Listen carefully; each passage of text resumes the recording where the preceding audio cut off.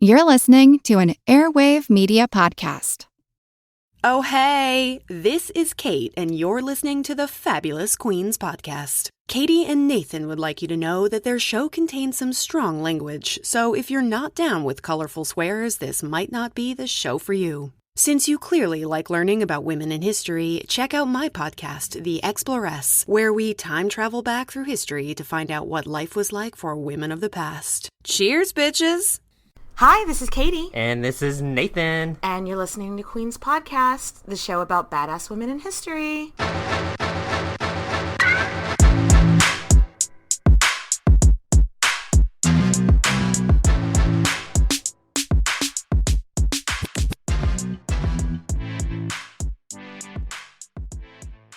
Oh my gosh. Catherine the Great, Part 3. It's going to be a 4-part series. Yeah, this bitch is extra in all of the right ways. Extra. Read all about her. Yes, indeed.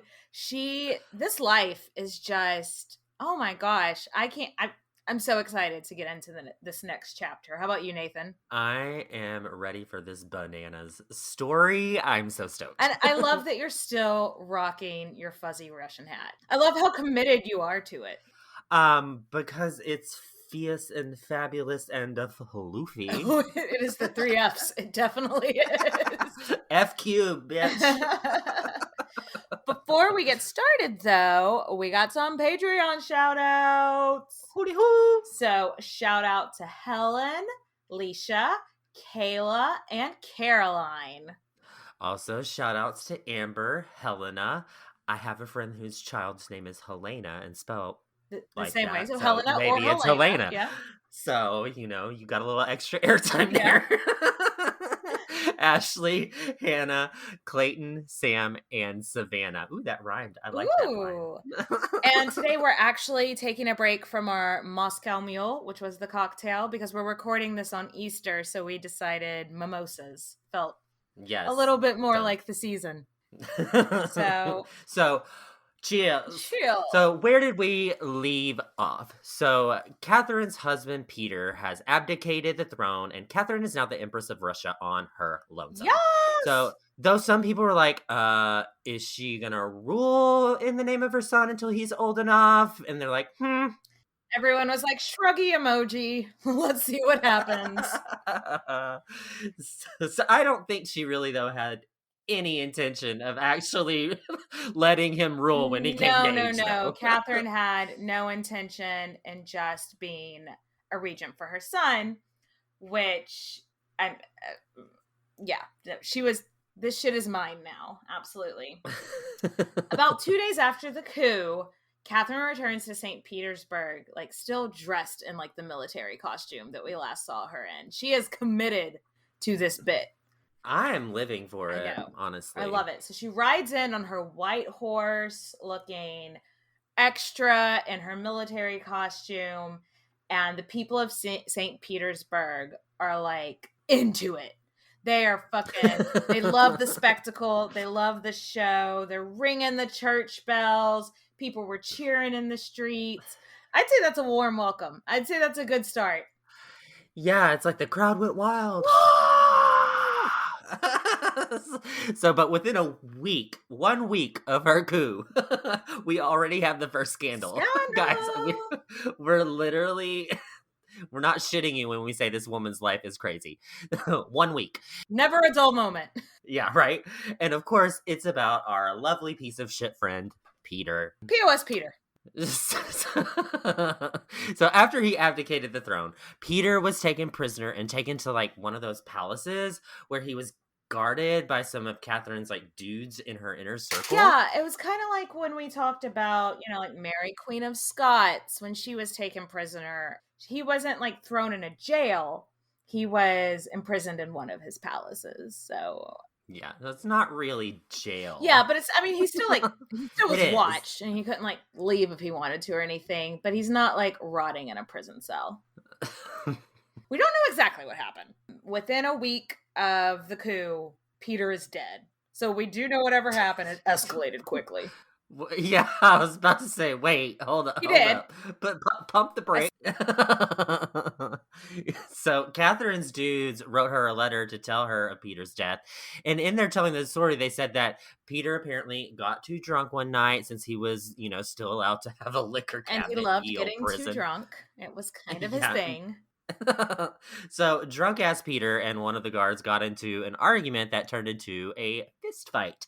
And they said before they could stop the fight, Peter was dead. Like I say, he'd be I dead. feel like something is missing in that story. Yeah. Like, how do you go from fist fight to dead? I mean, maybe the guard that he got in the fight with was big old dude. I don't know. Peter wasn't. Seems awfully suspicious, though. It seems suspicious. Yes.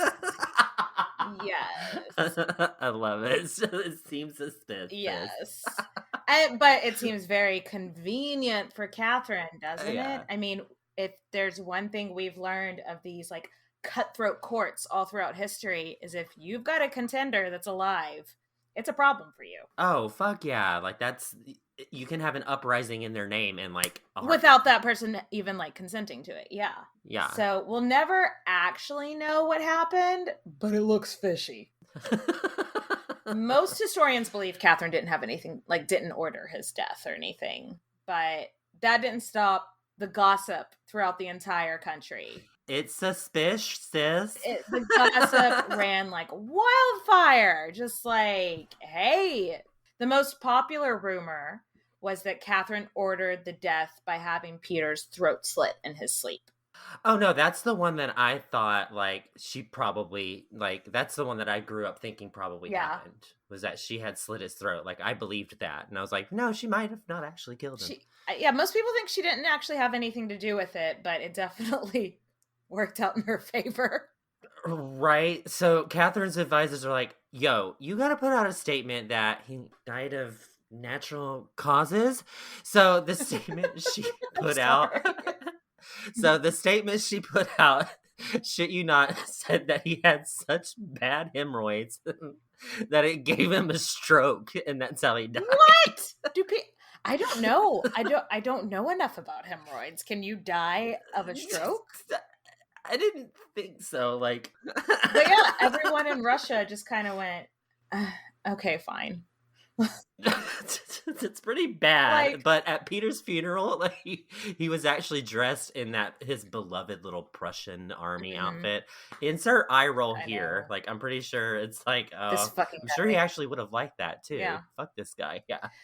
But in his little army outfit, he had, what do they call it? A cravat? Is that how you say it? Like the little necktie, poofy necktie thing? Yeah, a cravat. About? He had one of those that like was so big that it went all the way up to his chin. So you couldn't see his neck. Oh, Shady Lady University's calling. They might have a scholarship. But yeah, so that didn't help anything. Maybe the guards did strangle him, Maybe they just thought this will make Catherine happy and strangled him or cut his throat. We're just never gonna know. There's so many possibilities. Yeah, but needless to say, her reputation in Europe is not getting off to a really good start. So all these diplomats and rulers are like, she's kind of, sort of resembling Ivan the Terrible, which it's in the name. He's a bad dude. Yeah. Period. But there's this guy, Voltaire. Maybe you've heard of him if you like literature. He was the face of the Enlightenment movement that was going on in Western Europe, and he stood up for her. So that was really big on her side. She had him on her side, which is really big for her. He said something like, when a heavy drinker dies of hemorrhoids, it teaches us to be sober. Which I don't really get what that means, but it's obviously in her favor. I guess it means like he brought this upon himself or something like that. Like, yeah, that's what I kind of got from it. Is like, well, don't. Yeah, drink. I wonder if like some of that was lost in the translation. I was like, so a year later, she would actually start her correspondence with Voltaire, and they never met in person, but they were basically pen pals for years.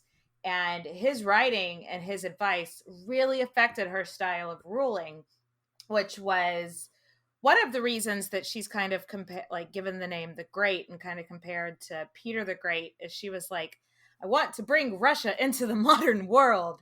And Voltaire had a lot to do with that. Until the French Revolution, when she was like, Enlightenment, I don't know her.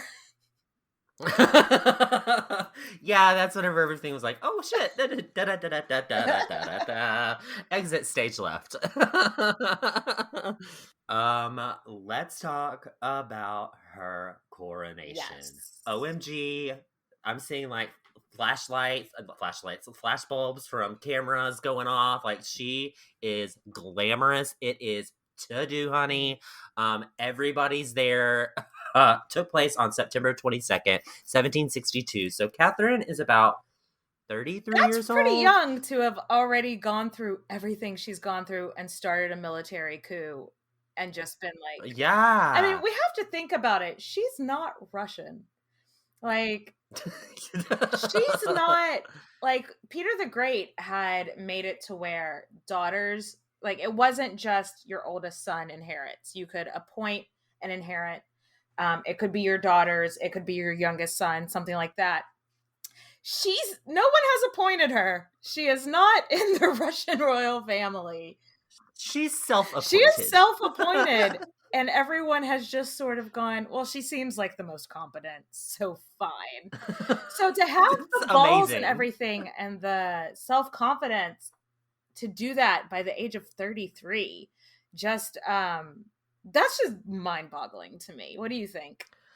I know. It's crazy to think about how she's basically a foreigner that comes in and rules the country. Like, and it's like, I'm going to take the throne now. And they're like, cool, you seem awesome. Like, yeah. Love ya. Like, nobody had any problems. Like, guess what? She did a really fucking good job. There's some areas of shade that we would like no to one's gloss perfect. over. We'll get to that. But let's get back to her coronation. So it lasted 4 fucking hours. Well, so did her whenever she like switched religions. Her religious ceremony that time lasted 4 hours too. So I guess they're just real in to real long ceremonies. I know. It does not appeal to me. And she had a crown for this occasion. And y'all. It's called the Imperial Crown of Russia. Stop real quick and Google it. We will wait. All right, you've looked it up? You've seen it? It is gorgeous. It is like teetering on gaudy, though. Oh, for sure. It's got like that diamonds everywhere. It looks like it's opening up and there's like that blood red underneath it. Oh, it's gorgeous. Yeah, it's 2 spheres that are opened up over red like velvet or whatever on the bottom. And the 2 spheres, there's some symbolism there. I can't remember. Maybe it's supposed to represent like the 2 halves of Russia or like the future and the past of Russia. But there's like symbolism there. 5,000 diamonds. I think that's a slight exaggeration. I think it was like 4,975 diamonds. Oh, Katie, you are not historically accurate. I'm going to speak to your manager. That is so many diamonds. Yeah, and did it have like 75 pearls on it? So it's not just diamonds, honey. We've got pearls here too. It weighed 9 pounds. Oh, God. Whole new meaning to heavy is the head that wears the crown. I'm just imagining, like, whenever she gets back home and she's got the crown on, she turns on the radio and it's like, my neck, my back. Everything super hurts. Yes. Well, luckily she didn't wear the crown the entire 4 hours. It was just like the last part of the ceremony when they put it on her. This crown was worn by every Russian monarch at their coronation until the last Tsar. So it's badass. Yes, it was a big fucking deal. I could talk about this crown a lot longer. I won't. Google it. You're welcome. It's gender neutral too, obviously. It's gender neutral. Yes, gender absolutely. Neutral. Everybody loves 5,000 diamonds. Diamonds are not just a girl's best friend.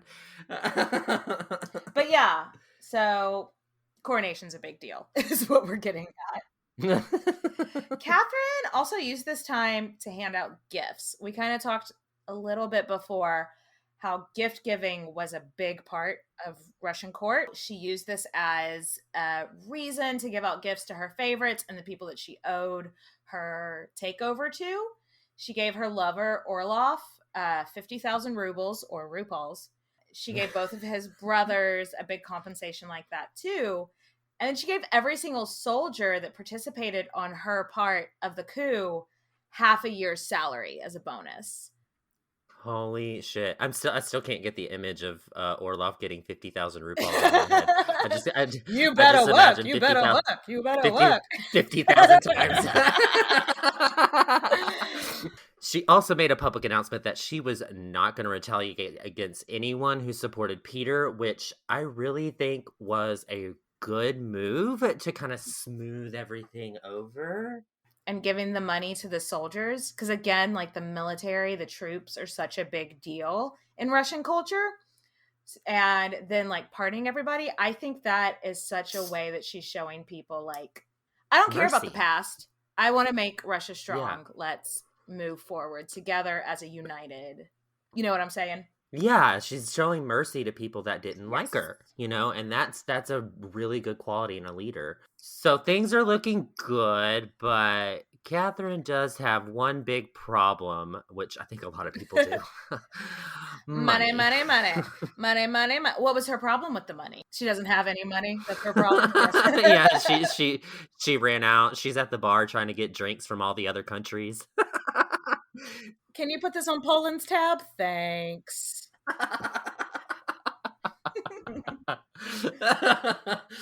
Russia had been in a war called the 7 Years' War, because people that name wars aren't particularly creative, and it had gone on for 7 years, and it has left them broke as a joke. The French ambassador at the time overheard Catherine, just like she's just in like her study looking at like all her paperwork she has to do, and she's just muttering to herself, mine is such a vast empire. And I think that some people could take that one way as saying like, oh, look at how proud and big my country is, look at my big dick. But I think it was actually her just kind of being like, fuck, this is a lot. How much did I take on? Oh. Yeah, I agree with that. Like, I definitely agree with that interpretation of that. I really love this about her. She wanted her hands in every pot. Like, she wanted to be involved in everything. Well, I mean, she's the fucking monarch of Russia, so she kind of should be hands-on. I love that too, because it wasn't a precedent set by the people that came before her. Like, there were these daily reports that they brought the monarch her team would do. And she was like, well, I want the full reports brought to me every morning. And they were like, oh, well, like with Elizabeth, we just brought her like the highlights of the reports. We read them and then we just brought her the highlights. And I don't fucking know what they did with Peter.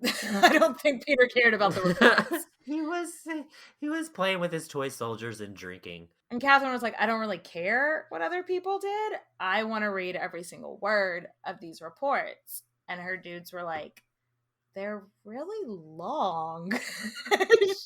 She's like, just bring up, like, stop questioning it. She was a reader anyway. Like, she was an avid reader, but she also became heavily involved in the Senate. So like the Senate in Russia didn't actually pass the laws. That was what the monarch did. But they each represented parts of the country and figured out how to like implement the laws in those areas. It's kind of giving me almost America vibes. Yeah, but isn't our Senate like, don't they vote on if the laws pass or not? Yeah, these guys didn't. It's like halfway kind of there, but not. Like, it's like you have representation. At least you have representation. Russia was an autocracy, which means, you know, the monarchy made the final decision on everything. But they did have power to be like, help sway the person, but couldn't actually vote on it. But yeah, one day they're discussing this one region of Russia that's really, really rural. It becomes apparent to Catherine that nobody in the Senate or herself had ever been to this town. And so Catherine's kind of like, I'm not really familiar with that area. Somebody like, let's break out a map and see what we can kind of figure out. And everybody like looks around and goes, You had the map last, right? We totally have one of those. How do you say it again? A Oh, map. I I'll go get the yeah, mop. the Oh, mop. mop. Yeah, we're gonna do some cleaning. Yeah, Let's the mop. clean. Yeah. They did not have a map of Russia, and she's like, seriously, guys. Yeah. How are we supposed to represent this like huge fucking country if we don't even know where these cities are? So she has an Atlas of Russia commissioned and gifted to the Senate with a note that basically said, real cute, thought you were cute, but do better. I know y'all meant well, but come on, guys. We're paraphrasing the note, but that's basically the gist of it.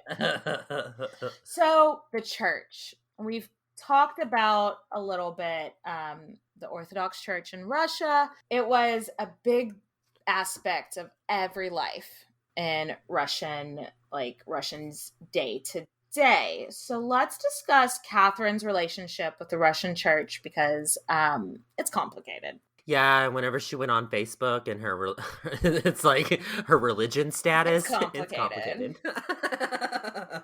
So during Peter's reign, he had taken away all the churches, like many, many lands, and made them taxable. So they used to be tax exempt, like they are tax exempt nowadays in our country, which we won't get into. It's fine. No, but they weren't paying taxes on it, and now they are. So Catherine has always been this pious, religious. No, she has appeared to be. Like, that's her game that she plays. Very, very good point there, Katie. So they expected her to, like, immediately reverse this tax exempt status, give them back their tax exempt status. Did not happen. Yeah, we know in our heart that Catherine doesn't really care about religion. She's just always played the part because it wins her love and she's smart. But she thought it was actually criminal that the church had so much land and paid no taxes on it when people are going without because the country is broke, Yeah, and they just dropped $100,000 on some piece of property. Yeah. So this is her first major crossroads because she knows that she needs, like, if the church turns on her, the people could turn on her. And she's really early in her reign that is already kind of questionable. So it's a sticky situation for her. She was like, it was a real crisis of conscience for her because she's like, there is so much we could do for this country if they were just paying regular tax rates on all this land they owned. We could educate and feed the poor. We could build roads that you can actually travel on in the winter. Could do things that they were doing in Western Europe, basically, like expanding your country. And I mean, I think it's only natural to look and be like, nobody has any money here. And then you look at the church and then there's like this big money bag. Yes. It's like, wait a second here, honey. We don't have any money. We need and you're not doing anything. Giving yes, back. Exactly. And also the church had a bunch of serfs. Surf's up! I love how we do this jokingly. Serfs are basically fucking slaves. They're slaves. They are the lowest class in the hierarchy, and they are tied to the land they were born to. So it's a little different than like American slavery, because American slavery, they were actually treated like property where you could sell them to other people, whereas the serf is part of the property, kind of. Yeah, part of it. So like if I buy Katie's house, I get Bailey for free. Bailey is my dog. Yes, her dog. I guess it's slightly better than like they're both shitty, so I don't want to say one is better, but like in American slavery, you hear about like families getting sold apart a lot. That didn't really happen with serfdom because you were tied to the land, so the family more or less stayed together. Though I think there were exceptions to that. They're both horrible because like the person that it's slavery, and the person that owned the land could still kill their serfs if they fucking felt like it most of the time. So yes, Okay, this is making me sick. the church owned a bunch of serfs because they owned a bunch of land. So again, they've got all this property that they're not paying taxes on, and they don't necessarily have to treat those serfs well. Catherine has a problem with all of this. She's embarrassed that Russia even still has serfs. She's in the Enlightenment era, like that's her jam. I think serfdom is a really good point to look at, like when we talk about how Russia was so far behind all of their contemporaries. England, for example, abolished serfdom in the 1500s. We're talking like 200 and almost 250 years, basically. About 250 years later, and Russia, something like 85% of the Russian population were serfs. Holy moly. That's so sad. This is a huge embarrassment for her. She does want to abolish serfdom, but also, like, how do you do that without completely tanking? Do you see that, like, dilemma there? I see it. So the church and the serfs are literally the two big things early on in Catherine's rule that she wants to change. But the serfs and the church... The serfs and the church! There are two things that are, like, ingrained in Russian culture. And she needs the church and the aristocrats who, own all the land, thereby owning all of the serfs, to be on her side. So, she's still kind of new, not trying to push any buttons, get in the way of anybody. Doesn't really have a good claim to the throne. Don't step on any toes. So her solution, let's make the church kind of like the military. It's like a branch of the government now, and it's like on the government payroll. So all the lands and all the serfs now belong to the government, and we allow you to use them. They're granted to you, just like we grant the military land to practice military on. But you pay taxes on it, and you pay taxes on your serfs.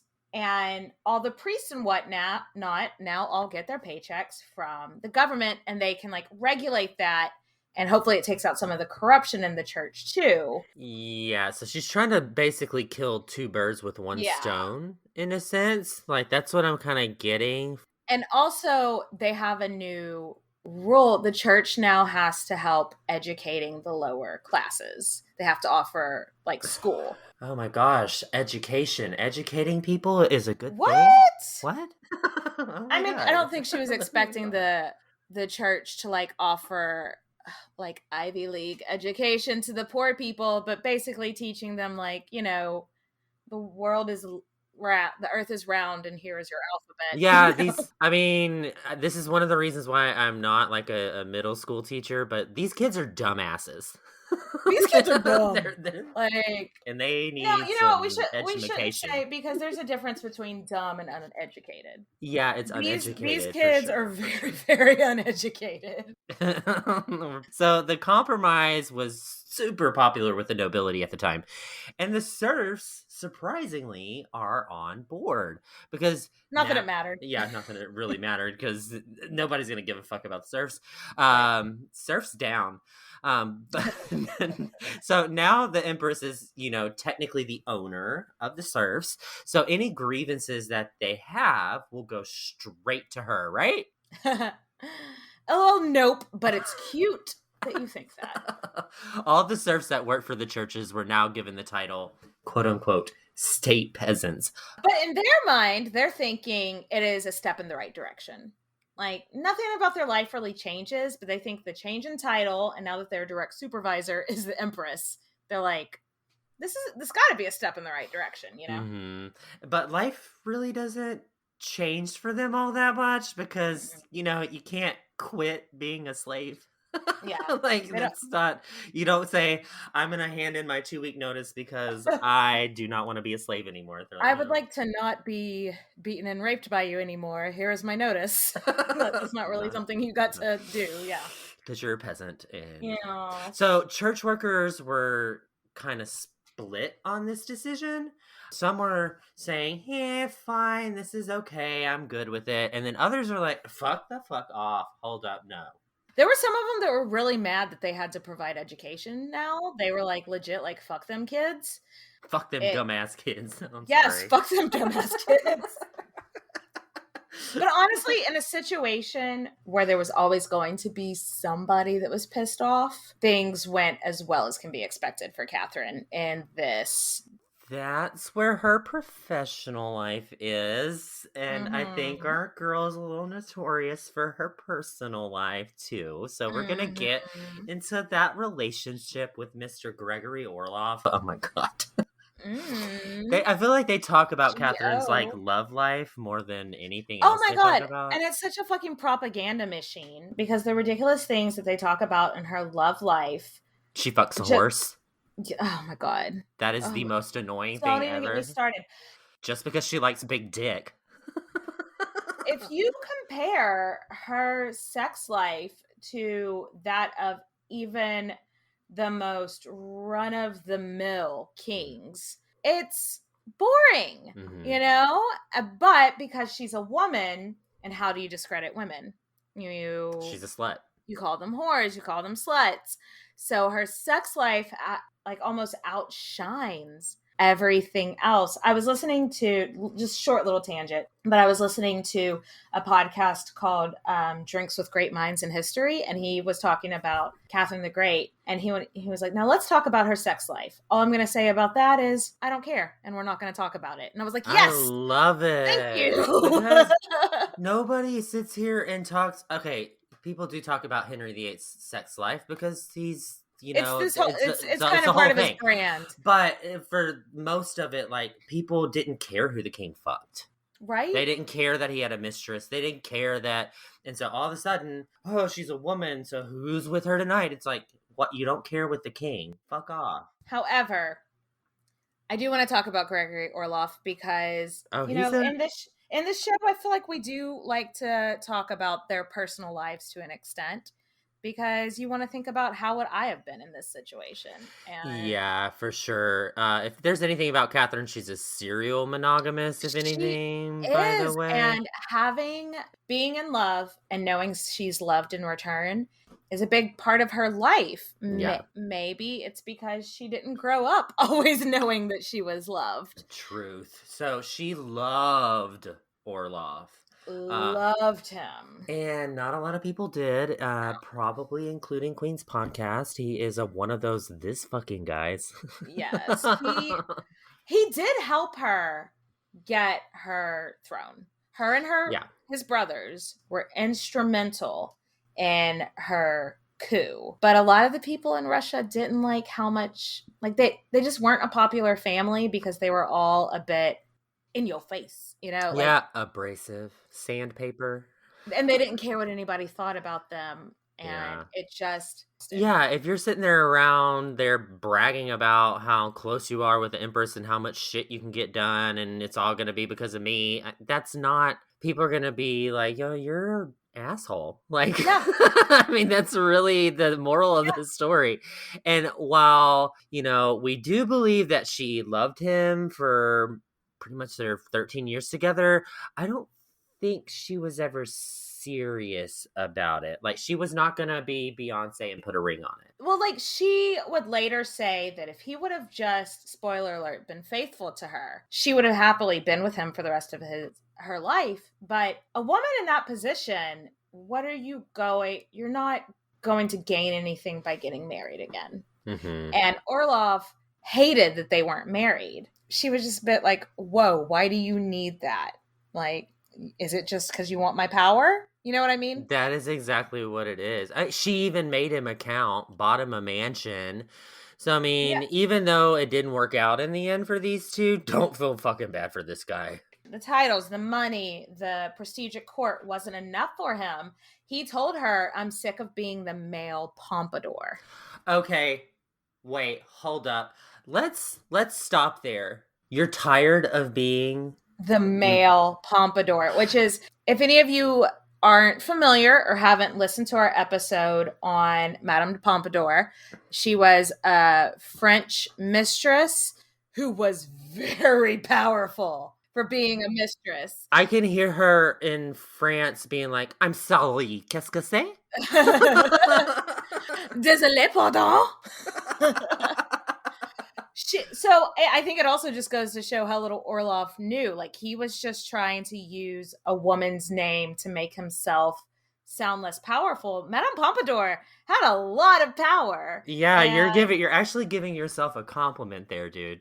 But basically what he's saying is like, I want something more than this. And one of Catherine's advisors, this guy named Panin, which right now is one of her very trusted advisors, like pulled her aside and was just like, the wife of Orlov will never be accepted as the Empress of Russia. And so and that's kind of when she was like, I can't, dude. I can't. Panin did not like Orlov at all. Nobody liked Orlov except for the other Orlovs, you know? So they remained together for many years, but 1773, she was donezo with his overbearing personality. So when she gets word that he seduced a 13-year-old. Yeah. Sorry. Oh, we're done. Done. Cut the cameras off. I'm done. So Orlov tried to win her back.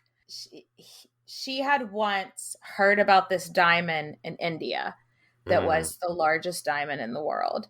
And so he found somebody to go steal it, and he bought it from them. And it still exists to this day. It's called the Orlov diamond. Yes. She took it. She said thank you. She put it in some crown jewels, but she still kicked him to the curb. I love this woman. She's like, thank you for the diamond. It's giant. It's as big as my head. I love it. I read on that diamond, it's like, the way that they described it was like a half of an eggshell.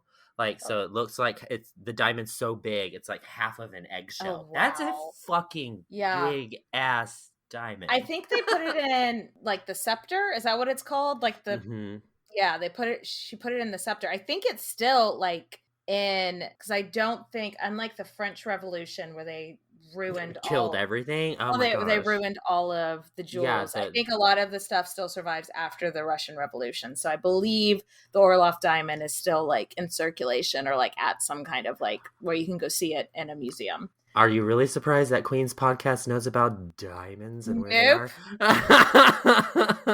So, okay, back to ruling the country. So we'll get back to this love life shit. Don't worry, but there's a lot going on in Russia that we got to cover. Yes. Catherine really wanted to get the thoughts of the Enlightenment going in Russia, which was proving a challenge. One of the big principles of the Enlightenment is that it's wrong to be a monarch. It was like, you shouldn't be allowed to rule a country just because you were born into the family that rules the country. And Catherine was like, okay, yeah, that doesn't apply to me. I wasn't born into this family. Oh my gosh. I took it by conquest. So I think it's kind of cute. Like, the Enlightenment's really against autocracy, like, monarchies. Yeah, or anything where one person is ruling. And so she kind of like bends the rules of the Enlightenment quite a bit during her rule. But it does help her she's flexible with the Enlightenment. But it helps her gear it in the right direction. So she wanted stronger education. She wanted a fair judicial system. So she had this idea of freeing the serfs for a while, like we said, and it would be a gradual sort of thing, but she believed I don't think this is a bad idea. I think it could have worked if more people were on board. Yeah, freeing enslaved people is not. It's always a good. But I mean, the thing. Logistic idea that she had behind this one, I think, could have worked if more people were on board. Yeah, she thinks she could have got it done in like more or less 100 years or so, give or take, plus or minus 20. Every time someone sold their lands from the serfs, what she would say is, once you sold your land, the serfs that are tied to the land are now free. So that's how you gradually get all these people free. Yeah, and she had ideas for like programs that the church would sponsor to get the serfs ready to like live their own lives. But it just didn't really gain any traction and it didn't really go anywhere. She had Mhm. a lot of really like that was a radical idea and she had a lot of them she wanted to put in place. And so she started working on this book and she wrote to Voltaire about it and she called it the Zakaz, which I think it means the instructions. Ooh. And it's basically like the instructions on how, come on, Russia, now let's get information. Hello, Beyonce reference. Yes.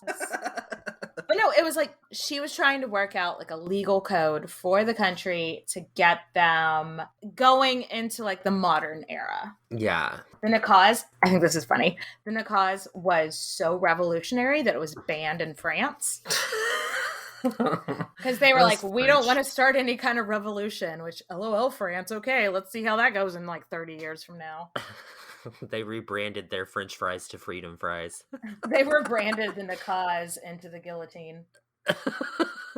To implement her thoughts from the Nakaz, she assembled what's now called Legislative Commission. Yes. Feels like I need sparkles. What that was is that each region in Russia sent in representation to explain their town, explain their needs, and what we need from you is XYZ. The fact that she's hearing other people, listening to their problems, that's super progressive for the time because she's listening to all walks of life, all religions, all classes, except the serfs. Except the serfs. So, except for like 85% of our population. Ugh. Problematic. Right. But she's inviting like upper class, middle class, lower class. And a big fucking deal is that she even invited people from other religions. There were tribes of people in Russia's more recently conquered lands that practiced Islam and Buddhism. And those people were invited as well. I'm living for it. That was very, very forward thinking of the time. That's progressive for now. Yeah.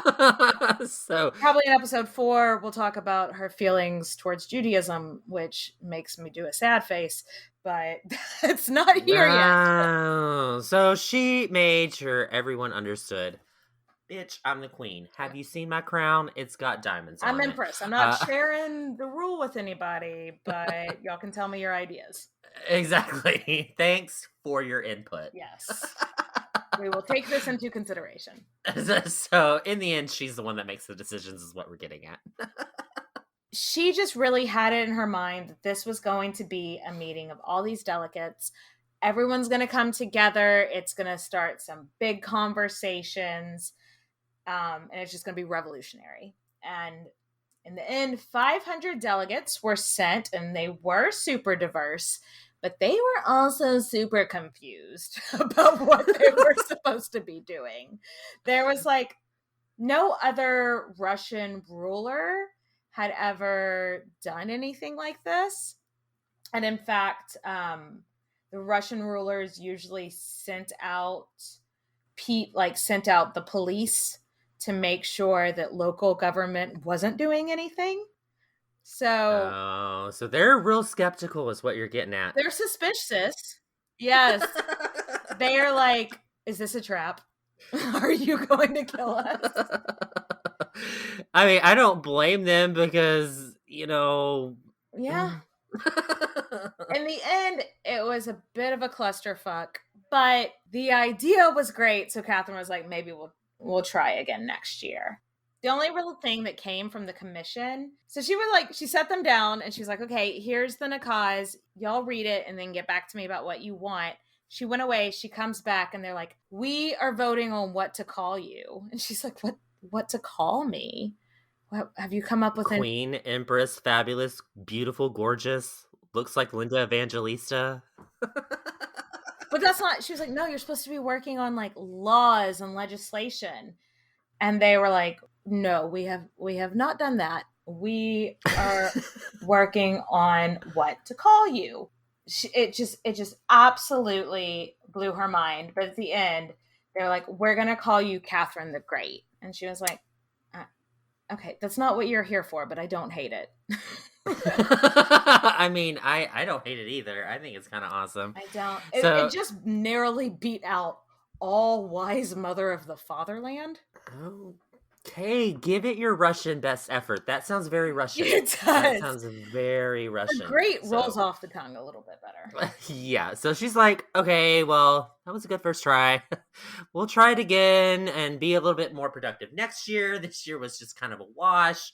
That kind of took a back seat at this point because the next year they were in a long, expensive war.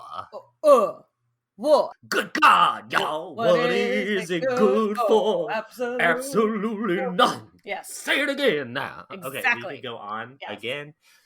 That's a whole nother episode. That's a whole Queen's podcast sings hits of the 60s. The Russo-Turkish War was... It more or less went off and on for 400 years, so we're not going to get that deep into it. But the TLDR of the whole thing is that... Okay, wait. I read this and was like, what the fuck is that? TLDR means too long didn't read. I am ancient. My grandpa, and I had no idea what that meant. What the fuck does that mean? I'm so old. Basically, when Peter the Great was Tsar, he took some lands from like the Ottoman Empire and he was like, you're not going to miss these. These are mine now. And the Ottoman Empire is like, we do miss those very much. We would like them back. During this time, Russia was starting shit with Poland. You know how in our podcast we talk a lot about how England and France are always starting shit with each other? Poland, Russia, very similar kind of relationship. Yeah. And so Russia's starting shit with Poland. And while they were doing that, they kind of pushed in to the Ottoman Empire, and the Turks, as they're called, the Turkish were always looking for reasons to start war with Russia. And since that war pushed in to the Ottoman Empire, they were like, cool, now we're going to start a war with you. Yeah, so basically it's like when Istanbul was Constantinople. Now it's Istanbul, not Constantinople. That's what we're getting at. But this was a mistake for the Ottoman Empire to fuck with Russia at this time in history. Yeah. This Russo-Turkish War went on for 4 years, and the Russians kicked the Ottoman asses like at every single battle for 4 years. It was not a fun time to be in the Turkish army. Nope. But it did end up with Russia getting a shitload more land. Yeah. Hello. That's part of the reason why she's Catherine the Great. You got to get a shitload of land to be the Great. Yeah. And that land was extremely valuable because it gave direct access to that profitable trade route that I think everybody learned about whenever it was like the Silk Road and all that shit. I think it's the Black Sea, like their new land holdings, like gave them access to new water. And back then when they didn't have planes, shipments is what you wanted to be on. Shipments. Yes. Shipments. Yeah. Also so they're rocking, they got all this land that they've gained from the Ottoman Empire. They've got land they've gained in Poland, and Catherine has put one of her ex-lovers on the throne as king of Poland. It pays to be a fucker of Catherine the Great. It does. Every single one of her lovers, even if it didn't end well, she like gives them like this huge pension afterwards. And Poniatowski became king of Poland. So sign me up. I mean, I'd fuck a chick if I was king of Poland. Right? But honestly, this war was a bit of a turning point for Catherine because people are like, damn, this chick is not fucking around. She's serious. Yeah. Yeah. And to add insult to injury, the Turkish forces, she really made them pay for everything. Mm-hmm. And, well, they started it. Yeah, you started it, and wars are expensive, so give me money. So now they've got all this more land, and she's getting all this debt. So everyone's like, okay, we think we kind of like this chick. She's got Russia's best interest and heart here. Like, yeah, it was a real turning point for her in the mind of a lot of people. Okay. So regardless of their military victories, this wasn't a great time in Russia. Yeah. So there was a drought and a plague in 1771, and that on top of the cost of war that would go on for another 3 years, common people were really struggling. And Catherine was forced to put in higher taxes, and that hits the working class hard. Hello, we can all sympathize. And so Catherine made a move that really was not super cash money. She decided that the peasantry couldn't petition to her directly. So they were just too much. It was just too extra. Well, I there just was can't. just- There's so many complaints. Well, I mean, there's so 85% of your population is peasants. So And they had so many complaints that she was just like, no, that's enough. not super cash money. It's not it was not the right decision. So like she puts like governors in place and she's like, you make the complaint to them and then they bring the complaint to me. All these people are just like, oh, they just felt like, you don't give a fuck about us, do you? Yeah, it was super unpopular, and as a result, it resulted in Yes. Yeah, that's what happens when you result in a peasants' revolution. They want a revolution. So the name of this revolution is called Pugachev, but it's spelled like Pugachev. And so The every Pugachev time uprising. every time I like research the Pugachev, because I'm gonna call it Pugachev, Okay. I just imagine a pug with a Russian hat on like mine, Mhm. marching to the beat of his own drum and going and overtaking Russia. So Sounds it adorable. wasn't that cute. It wasn't that adorable, Damn. guys. It was not that adorable. It was a really bad time for The Catherine. Pugachev uprising, I think, or the Pugachev might be really interesting to do for a Patreon sometime, because I would have liked to have dived into this more, but didn't have time. And I do like pugs dancing And in I Russian do outfits. like the thought of us making some content of little snub-nosed dogs and furry hats. But no, it was like there had been a lot of peasant uprisings, which isn't surprising when you've got so many peasants. Like the wealth distribution in this country is just wackadoodle. But all the other ones have been really easy to like smack down. Yeah. This one put the fear of fucking God in Catherine. Yeah, she literally went and sent like her first general out to squash the whole thing. And they beheaded him. And so, yeah, that scared the fuck out of her, because she's like, oh my God, this like ragtag army of peasants with pitchforks and like rakes could get to my head general and behead him. head Yes. general. Behead. Headless You did a general. Oh, you did a funny. So Catherine's idea of enlightenment at this point, she's like, enlightenment. I was formerly like, who dis? Now I'm like, oh man, I kind of really feel bad about this because these peasants are revolting, and that's kind of who I've been fighting for this entire time. The book that I read, I found this part really interesting because I hadn't thought about it this way.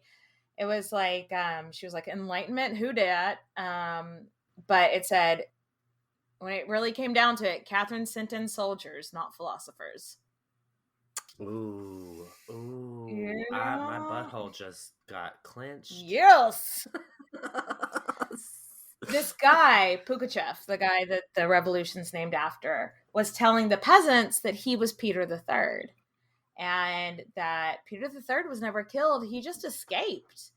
And that's me. And I'm going to lead you all. And if everybody follows me and helps me overthrow my bitch of a wife, I'm going to be Tsar or Emperor. They didn't really use the term Tsar then. I'm going to be Emperor, and I'm going to make sure that all of you get 10,000 rupees. And everyone's like, woo! You better work. Come on, work. Absolutely. Yeah, in the end, Catherine's forces squashed the uprising, but it got way, way bigger than it should have. And yeah, like we were saying, it really scared the fuck out of Catherine. So now that we've palate cleanser, palate cleanser. Now that we've talked about her professional life, let's talk about her personal life. I feel like Delilah. Do you remember Delilah? Our non-American listeners or any of our listeners under 30 will not get that reference. Like, what the fuck? So, y'all, it's really hard to tell the story of Catherine's life, literally, because there's so much going on right now. All over the place. Like, things are, so Yeah. much is happening at the same time in her life. So she kicked, Orlo Pasta to the curb. So Orlov's gone. She took up with this aristocratic dude who is super boning hot, but she described him as being the most boring man in Russia. I think we've all been there.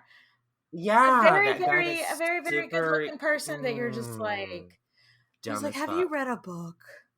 Yeah, dumb as fuck. So their relationship with the dumb guy lasted about a year, but then her life completely changed. Remember, we told you to bookmark his name and towards the end of the last episode. But when she was like forcing Peter to abdicate, do you remember there was this soldier that broke ranks to run up to Catherine and offer her his sword knot? I feel like this story is so made up. No, it's real. It's real. I know. I feel like it's so fake. I feel like she just wrote it. Was like, no, it actually happened. Well, that guy, Gregory Potemkin, in the last few years, he has become a major general. He fought in the 7 Years' War, and he trained troops to fight against the Pugachev uprising. So he and Catherine had really formed a relationship, a little bit flirty, but mainly professional relationship, and it was going really well. Mm-hmm. And then she kicks Orlov to the side, and she kicks her dumb idiot to the side, and there's Potemkin. Yep, and he's pretty much assumed at this point to be the love of her life. They start sleeping together in 1774, which, thank God, because 1773 sounds like it had been a really hard year for her. The drought and the war and the uprising. So I'm glad that she at least fell in love the next year. Yeah, and they were together for 17 years and may have also gotten married. I don't know. Yeah, she referred to him as a husband. She referred to him as a husband. He referred to him as her as a wife.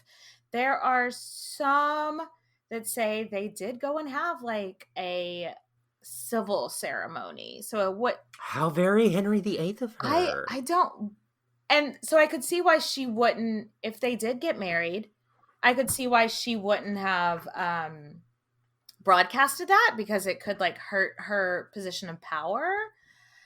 What do you think? Do you think they like actually put it on paper? I think they just called each other husband and wife because in their hearts they felt like they were husband and wife. Yeah, you're watching a lot of hopeless romantic movies. No, No. I'm down with that. Like, I totally get your vibe. Like, that makes sense. I honestly think you're probably right. But I just want a Henry VIII man and be like, they had like a secret ceremony on the side and we're like, oh, now we're married, very but we Henry don't want anybody and Anne, to know. yeah.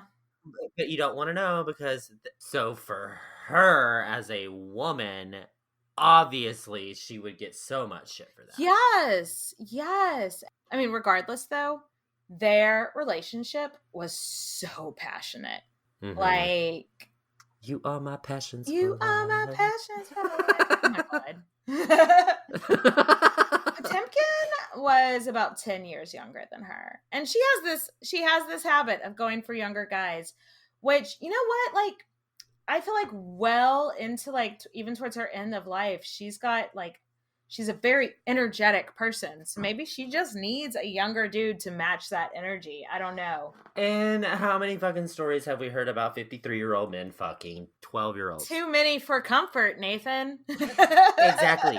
So a guy 10 years her younger, this is refreshing. Yeah, she would have been about 45 now. So he's 35. So it's not like he's a child. Yeah, exactly. So get it, girl. Yeah. Also, he had only one eye. And this makes me love him even more. He lost it in a bar fight. Yeah. Some people, and I don't know, I couldn't tell if this was just salacious rumor, or real life, but some people say that the Orloff brothers are the one that he got in the bar fight with when he lost his eye. Ooh, scandal on the cover of Russian Star Oh my God, this would magazine. be all over People magazine. Oh, flash, click, click, click. Yes. But even with his one eye, like I said, I think he's kind of super sexy. Like, I would find him sexy even with one eye. Fuck you. That's what contemporaries say. This dude just oozed sex. Like, he was just like charismatic and like just good looking and like rugged with the one eye. There was a rumor. This is one of the only like salacious rumors of her sex life that I'm even gonna get into, because I was like, what? That she had a porcelain cast of his little Potemkin made. Oh, and by that you mean dick. Yes. Yes. I know it's 95% possible that it's false, but maybe that D was just so good that she had to get a cast of it, honey. Anyway. But it wasn't just a physical connection. Though the physical part wasn't that bad. Mentally, they challenged each other. He was the lover, her political advisor, her best friend, her head general. But yeah, it was so much more than just what was going on in the bedroom. Like, they connected on every single level. They fucked like crazy. They fought like crazy. They made policy together. They made military moves together. Everything they made love together. Yes. Just a lot of fucking and fighting and love. Yes. So, like many passionate relationships like that, there's also a little bit of jealousy. In fact, he got us so jealous of her past relationship that they got in this huge fight. And he accused her of sleeping with dozens of men, which is probably where some of these rumors started about her sex life. He accused her of sleeping with 15 men. And, like, if she was a man in her 40s that was, like, a king back then, 15 women would be nothing. But since he... Oh, that would be your first year of business. Yeah, but since he accused her of sleeping with 15 men, and that, since she was a woman, it was like, 15? Oh, my God! She's the whore of Babylon! Don't call me by my middle name, Katie. Oh, sorry. Nathan, the whore of Babylon. So, as a result of all of these whorish accusations, she sat down and wrote him a letter which summarized every single sexual relationship that she'd had up to that point, which was, including him, 5 men. Like, not that many. And if I did that, we'd have a novel. Yes, it would be a completely different story, Nathan. It'd be the phone book. But that letter still survives, and it's really unique because there's not a whole lot of pieces of work out there right now that describe the sex life in that kind of, it's not like nitty gritty detail, but it's more about like her emotional detail to each one of those men. For sure. It's and she even wrote in it, she was like, Saltykov, he was a fuckboy. I didn't know any better. And then when she talks about Orlov, she was like, if he just could have kept in his pants, I would have been with him for the rest of his life. So don't make that mistake. And I am living for her openness and her honesty and being completely I don't think she with necessarily owed this to him, but if you whatever. I know many married couples that just don't talk about who they fucked in the past. That's just seems healthy to me. But anyway, but like in this letter, like to end it to him, she is just like, my heart loathes for every hour that I'm not with you. And so again, the drama. She is a drama queen. But it just goes to show our girl she needs love. She needs love in her life. She needs a man that loves her because she didn't get enough love in her childhood. And that's showbiz. That's showbiz. This didn't go unnoticed at court either. Everybody knows. Yeah. Like, people would come up, bring her reports each morning, and eventually they were just used to seeing him like run around butt ass naked to catch his underwear Yeah, on. He's like, oh, whoops, hold on. yeah, he's like, oh, we weren't expecting you all so early, putting on his panties. Like, yeah, he was just always around. And after a few months, Panties. people are just like, all right, Potemkin, they just start treating them as co-rulers, basically. So she has finally found this guy who's gonna give her everything that she wants in a relationship. You know, she's 45 at this time. She's on top of the world in Russia. In fact, she's got this guy. She's gaining respect by her people, getting land, winning wars. Like everything is going great for her. She's Catherine the Great. Yeah, you got that. But then, womp, womp, womp. Remember her son, Paul? Oh, God, that fucking guy. Well, we haven't talked about him, and we haven't really mentioned him in about 15 years of his life. He... yeah, erasure. Yeah. Well, he's easy to forget because Catherine was never, allowed to be part of her children's lives, so they just don't really play a big part in her story. But he's 20 years old. And now he's 20. Until he's an adult. And Catherine's like, I don't like him. I don't particularly care for him. He's exactly like Peter. Paul is exactly like Peter. He looks like Peter. It's like Judy and Liza, honey. Yes. He looks like Peter. He acts like Peter. He's not an intellectual. He's super into military drills from Prussia. But does he sing like Peter? No, but for real, he looks exactly like a spitting image of Paul. I honestly, okay. What do we think? Catherine says that. What do we think? Because in Catherine's memoirs, she wrote, "I did not fuck that man."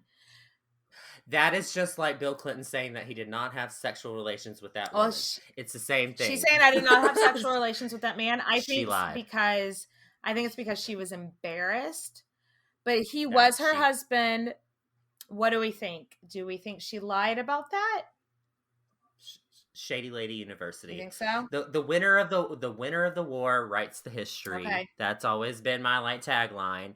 And I feel like she won this PR battle, so she can say whatever the hell she wants about Peter the Third. Okay. You know?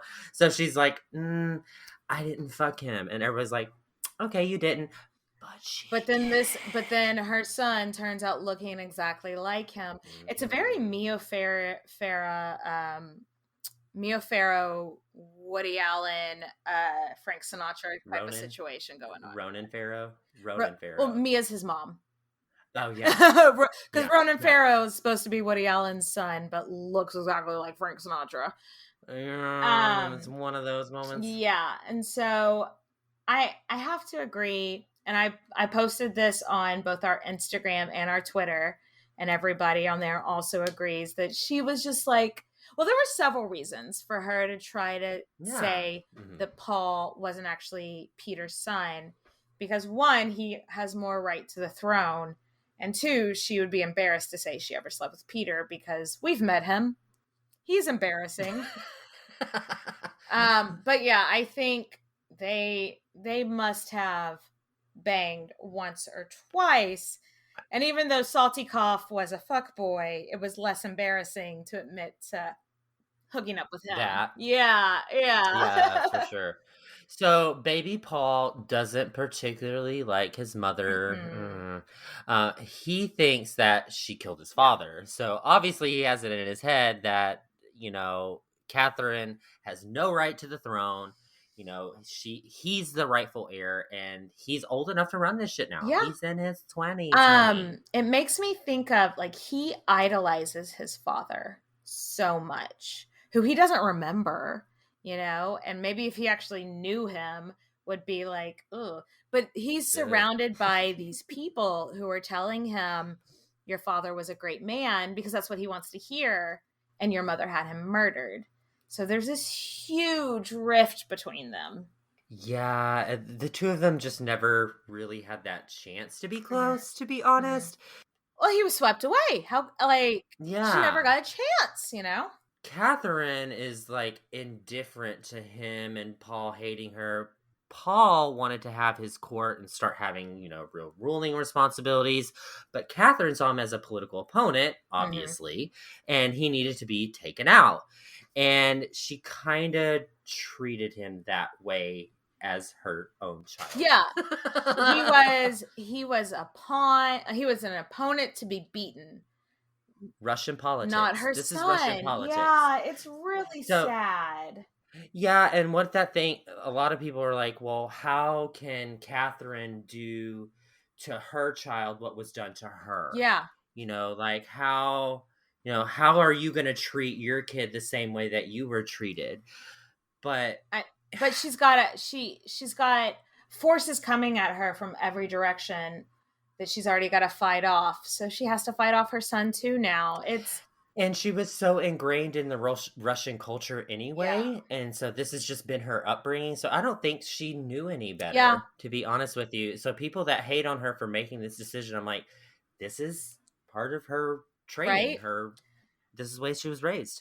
To make sure that Paul couldn't one day pop up and do a coup against her like she had done previously, is that she made sure that he was not involved in politics or running the country at all. So he was never seen in public. So people didn't think of, like, the general public didn't think of him as a ruler. He wasn't taught like the history or the inner workings. Like, she made sure his education was really minimal, which isn't a great way to train a one-day emperor, but I guess is a great way to keep your rival down, which is what she thought of her son, which is so sad. I know, it's so fucking sad. Like, he has kids, they sweep him away. Yes! She's guilty for that. Isn't that great? Like, as just like Elizabeth had done to her, which had fucked her up so bad, as soon as Peter's children were born, she swept them away and raised them as her own. It's like, I'm just seeing this broken record playing over and over and over again in her life, and that's part of it, is that this is what happened to her. Paul did get to raise some of his kids, because I think he had 6 in the end, but the first 2 boys, who were named Alexander and Constantine, Catherine took away to her own court to raise as her own children. She was like, well, these are the 2, one of these are going to be heir, maybe I can pass you up, so I'm going to raise these 2 kids. It sounds brutal, but honestly, I think she was just doing what she was taught. So she's got her heir. She's got, she can raise him the way that she likes him.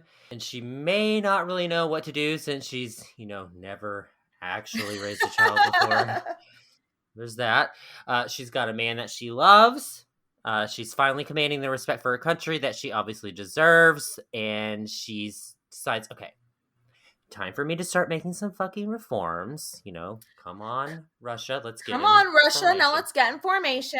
I'm going to put some fucking reforms in place, and I'm an autocrat, so y'all can't actually fight me on this. So fight me. That's where we're going to leave it. That's where we're going to leave this episode. All right. Well, that was a lot of fun. Oh my God, I can't wait to hear the rest of it. Cheers, bitches.